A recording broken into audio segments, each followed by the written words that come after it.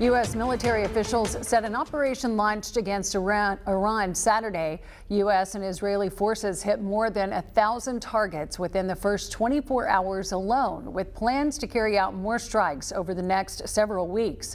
But Iran is striking back on U.S. targets in the Middle East. Natalie Brand has more details from the White House. Defense Secretary Pete Hegseth in a news conference this morning laid out the mission of what the Pentagon is calling Operation Epic Fury. Destroy Iranian offensive missiles, destroy Iranian missile production, destroy their navy and other security infrastructure, and they will never have nuclear weapons. Secretary Hegseth would not give a timeline for how long the operation will last and said while there are no U.S. boots on the ground in Iran now, he declined to rule it out. President Trump ensures that our enemies understand we'll go as far as we need to go to advance American interests, but we're not dumb about it. You don't have to roll 200,000 people in there and stay for 20 years. The defense secretary said the purpose of the strikes was not regime change, but noted the regime did change with the death of Iran's supreme leader. The Trump administration has called on Iranians to now take back their country. Turns out the regime who chanted death to America and death to Israel was gifted death from America and death from Israel. Iran is striking back, launching drones and missiles at allies that host American military bases in the region. While the U.S. has intercepted most of the incoming, the Pentagon said 4 U.S. service members have been killed. We expect to take additional losses, and as always, we will work to minimize U.S. losses.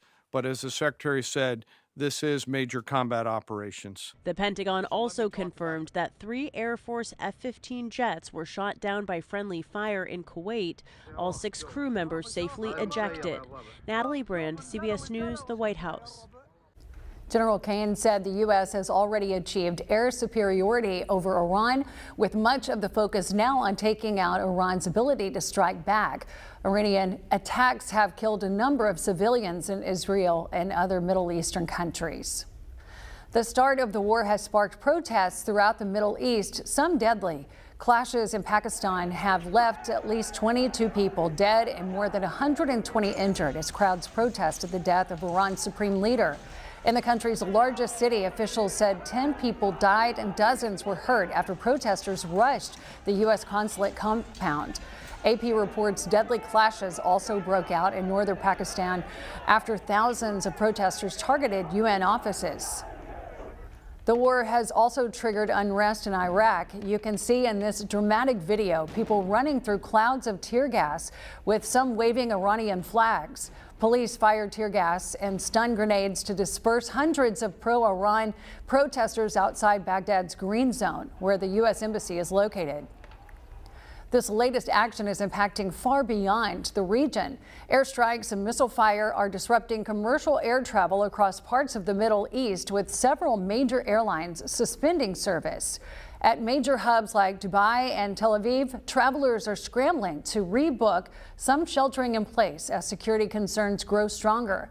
The U.S. Embassy in Israel is urging Americans to make their own departure arrangements and not rely on government evacuation. Here at home, protesters gathered from coast to coast within hours of the strikes.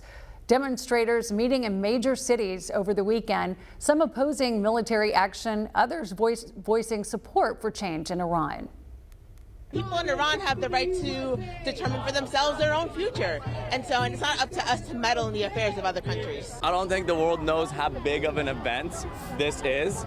And looking down 5 years, 10 years down the road, this would be a history-defining moment.